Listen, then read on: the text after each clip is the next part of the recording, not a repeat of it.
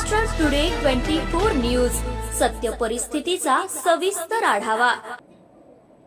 जालन्यात पुन्हा थरार, 2 जणांनी धारदार शस्त्राने तरुणाच्या पोटात खुपसले। जखमी तरुणाची प्रकृती चिंताजनक। जालना शहरातील विशाल कॉर्नर या गजबजलेल्या चौकात 2 जणांनी एका तरुणावर शस्त्राने हल्ला। जखमी तरुण जागीच कोसळला।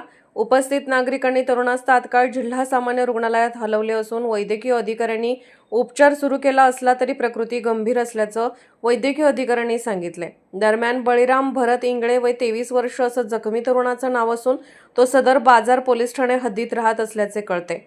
दरम्यान घटनेची माहिती मिळताच स्थानिक गुन्हे शाखेचे पोलीस निरीक्षक पंकज जाधव, चंदनझिरा पोलीस ठाण्याचे पोलीस उपनिरीक्षक सय्यद अफसर कृष्णा तंगे, कदीम जालना पोलीस ठाण्याचे किरण चेके, साई पवार, बाबा गायकवाड, राजेंद्र पवार यांनी घटनास्थळी भेट देऊन घटना जाणून घेत हल्लेखोर आरोपीची माहिती संकलन करत आहेत।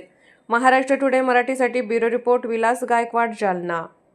काय घटना आहे चाकू हल्ल्याच्या संदर्भात? जालना येथे विशाल कॉर्नर परिसरात एक इसम इंगळे म्हणून आहेत। त्यांना 2 लोकांनी त्यांच्यावर चाकूनी वार केलेला आहे। त्यांना 2-3 स्टॅबिंग वुंड आहे।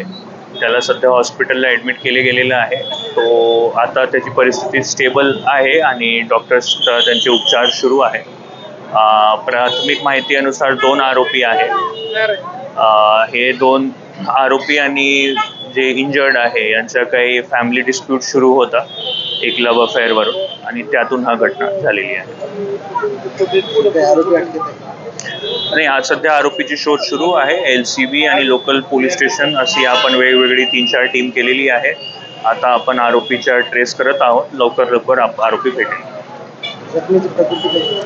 सध्या स्टेबल आहे आणि त्यांचा उपचार सुरू आहे। आमची पोलीसची पण टीम पण हॉस्पिटलला आहे। जसं त्यांची परिस्थिती प्रकृतीमध्ये सुधार होईल की आपण त्यांचा एक स्टेटमेंट सुद्धा रेकॉर्ड करू।